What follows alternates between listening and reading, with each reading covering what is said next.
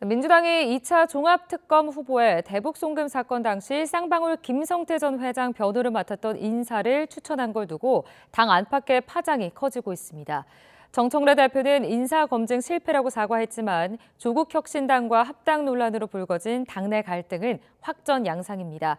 국회로 가보겠습니다. 박정현 기자, 민주당이 추천한 전준철 변호사는 어떤 인물이죠? 네, 특수부 검찰 출신의 전준철 변호사는 김성태 전 쌍방울 회장 변호인을 지냈습니다.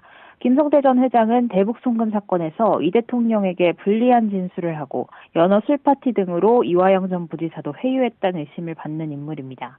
정청래 지도부가 전준철 변호사를 2차 종합특검 후보로 추천한 자체가 대통령 영린을 건든 고의 아니냐는 시각에 팽배합니다.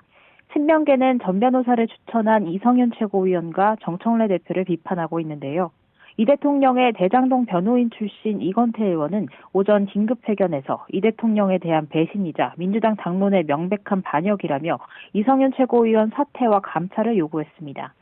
이현주 강북구 황명선 최고위원도 SNS 글을 통해 이재명 죽이기에 앞장선 사람을 특검 후보로 추천했다니 기막힐 일이라며 후보 추천 과정에 최고위 보고나 법사위 상의가 전혀 없었다고 날을 세웠습니다.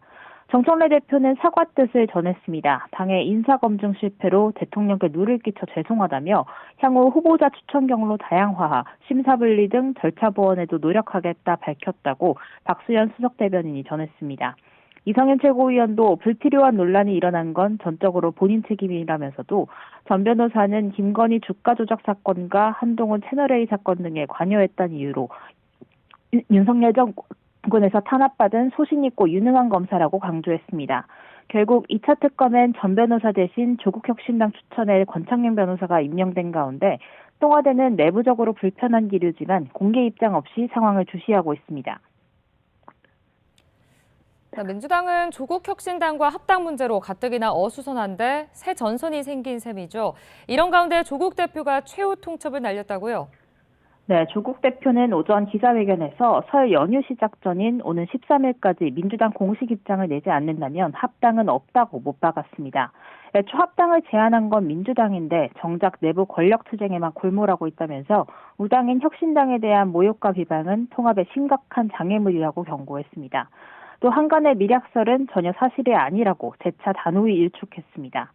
이에 민주당 박수현 수석 대변인은 당내 경청의 시간을 갖고 있다며 10일 의원총회를 거쳐 신속한 시일 내 입장을 정리해 내놓겠다고 밝혔습니다. 정 대표는 오늘 저녁 비공개 최고위원회를 주재해 합당 관련 논의를 하고 봉합을 시도하는데요. 앞서 오후 5시 삼청동 총리공간에서 고위 당정청 협의도 있는데 역시 합당 문제와 중수청 공소청 법안이 논의될 거로 보입니다. 장외 기싸움을 벌이는 정청래 대표와 김민석 국무총리가 어떤 모습을 보일지도 관심입니다. 오늘 당정청에선 미국 관세와 쿠팡 문제, 또 대형마트 새벽 배송 허용 등도 다뤄질 예정입니다. 네, 이번엔 국민의힘 상황도 살펴볼까요? 네, 장동혁 대표의 재신임 승부 뒤 거친 논란은 어느 정도 잦아들었지만요. 징계를 고리로 한 내부 갈등 여전합니다. 당 중앙윤리위원회는 친한계 배현진 의원에 대한 징계 논의에 착수한 건데요. 서울시당 위원장인 배 위원장이 시당 전체가 한 전 대표 제명에 반대하는 것처럼 성명을 주도했다는 게 이유입니다. 앞서 서울시당은 보수 유튜버 고성국 씨에 대한 윤리 징계 절차에 착수했는데 여기에 대한 사실상 맞불 성격이란 분석이 나오고 있습니다. 이런 가운데 한동훈 전 대표는 오늘 오후 잠실체육관에서 토크 콘서트를 엽니다.